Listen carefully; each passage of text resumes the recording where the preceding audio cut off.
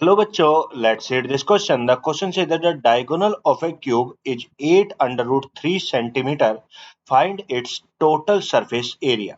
The following are the steps involved in solving the above problem. Arrange them in sequential order. बोलते हैं जो एक diagonal है किसी क्यूब का वो कितना 8 under root 3 सेंटीमीटर है। तो कह रहा है उसका टोटल सरफेस एरिया बताओ कितना होगा। अब उसने हमें क्या दे रखे हैं, 4 स्टेप दे रखे हैं। तो इन्हें हमें अरेंज करना है कि किस किस तरीके से हम इन्हें अरेंज कर सकते हैं इस क्वेश्चन को सोल्व करने के लिए, और हमें उनका ऑर्डर बताना है जी। अब देखो सबसे पहले उसने हमें यहाँ पे दे के रखा है, उसने हमें डायगोनल ऑफ ए क्यूब दे रखा है कितना कितना दे रखा है 8 under root 3 सेंटीमीटर दे रखा है।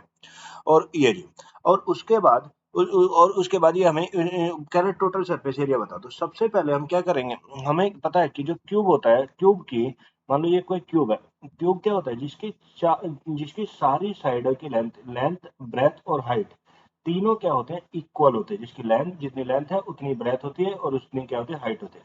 तो तीनों की लेंथ क्या होते हैं, बराबर होते हैं। तो ये भी मान लो ये ए है, ये भी ए है, ये भी क्या है, ए है, और ये भी क्या है, ए है, जिसकी तीनों की लेंथ ब्रेथ और हाइट क्या होते हैं, बराबर होते हैं। तो हमने क्या मान लिया, सबसे पहले स्टेप में सबसे पहले हम इसे क्या करेंगे, let the side of the cube, जो साइड है, let the side of A cube, जो हमने क्यूब मान लिया कितनी है भाई, कितनी मान लिया, ए सेंटीमीटर मान लिया। भाई क्या मान लिया, ए सेंटीमीटर। जो लेंथ है वो साइड ऑफ द क्यूब की कितने है, ए सेंटीमीटर। तो ये मेरा कौन सा स्टेप बना इन सीक्वेंशियल ऑर्डर में से, ये है मेरा स्टेप क्या है, सी है। ये मेरा क्या बना, स्टेप सी। पर ये अब अगले बार, अब ये तो हो गया मेरे, मैंने लेट कर लिया। अब स्टेप अगर नेक्स्ट की बात करें, नेक्स्ट पॉइंट में, अब हमें पता है कि जो डायगोनल ये ऑफ ए क्यूब का जो फॉर्मूला होता है, जो डायगोनल ऑफ क्यूब का फॉर्मूला होता है वो कितना a√2 होता है, वो सॉरी a√3 होता है।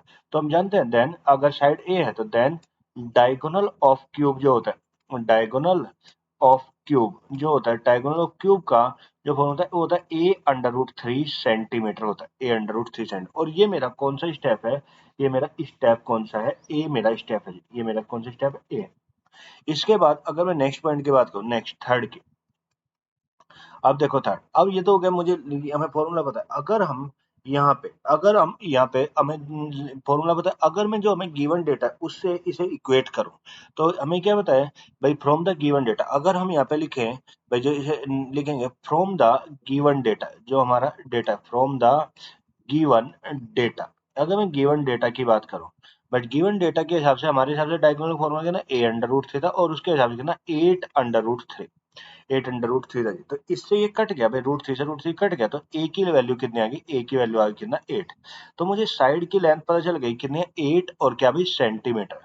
यानी जो मेरी साइड ऑफ द क्यूब रही होगी वो कितनी 8 सेंटीमीटर रही होगी। और ये मेरा कौन सा है, ये मेरा कौन सा स्टेप है भाई, अगर इसे देखेंगे तो ये इसके हिसाब से क्वेश्चन के, ये मेरा कौन सा स्टेप, ये क्या है, डी मेरा स्टेप है, डी मेरा स्टेप, ये जी।